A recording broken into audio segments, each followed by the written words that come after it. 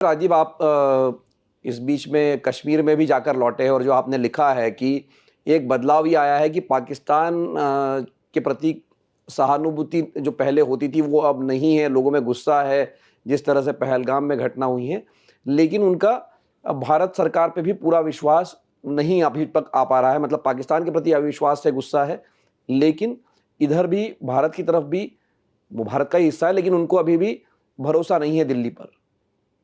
देखिए, बिल्कुल। देखिए, कश्मीर एक बहुत कॉम्प्लेक्स एरिया है। जब आप 35 साल से इस तरह की वहां हिंसा हुई है, लोग एक कॉन्फ्लिक्ट जोन में रहते हैं, डर का भी माहौल होता है, एक उम्मीद की किरण भी नजर आती है, लेकिन डर भी है। जरूर मैं कहूंगा कि लोगों को धीरे धीरे पाकिस्तान के साथ जो सहानुभूति थी वो कम कम नजर आती है। कहीं गुस्सा नजर आता है तो कहीं अविश्वास कि पाकिस्तान ने हमारा इस्तेमाल किया है। ये मैं बार बार अब उन लोगों से भी सुनता हूं जो 10-20 साल पहले मुझे कहते नहीं नहीं, हमें पाकिस्तान से बातचीत करनी चाहिए। धीरे धीरे लोग जान गए हैं कि पाकिस्तान का आर्मी स्टेट जो है वो ना कश्मीरियों का हमदर्द है, ना कश्मीरी मुस्लिम का है, ना किसी वो केवल अपने लिए, अपने स्वार्थ के लिए ये सब हिंसा करवाता है। तो वो जो कॉन्स्टिट्यूंसी है वो कमजोर हुई है। वहीं लोगों में, क्योंकि आर्टिकल 370 के बाद कश्मीर को जिस तरह से राज्य से यूनियन टेरिटरी में करवा दिया गया, भारत के प्रति उस तरह का एक उत्साह नजर नहीं आता।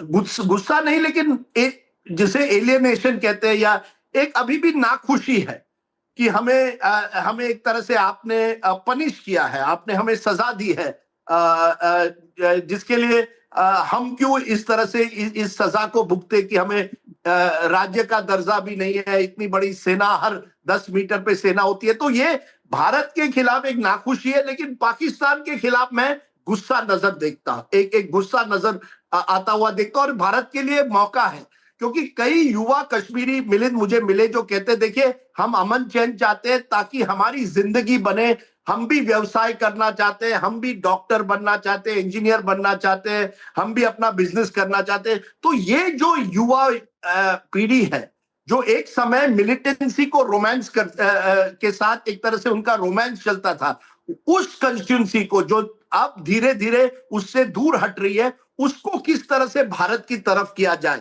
ये बहुत बड़ा चैलेंज है। लोगों के दिल जीतने का ये मौका है, मैं समझता हूं, और ये बहुत बड़ी बात है। अब आप देखिए, पाकिस्तान किस पर हमला इस समय कर रहा है, पूंछ के लोगों पर, यानी जम्मू एंड कश्मीर के लोगों की जो स्थिति है, हमेशा वो उनको सबसे ज्यादा नुकसान पहुंचता है। आज जो इनोसेंट सिविलियंस पूंछ में बैठे हुए हैं, उनको ही पाकिस्तान की आर्मी टारगेट कर रही है।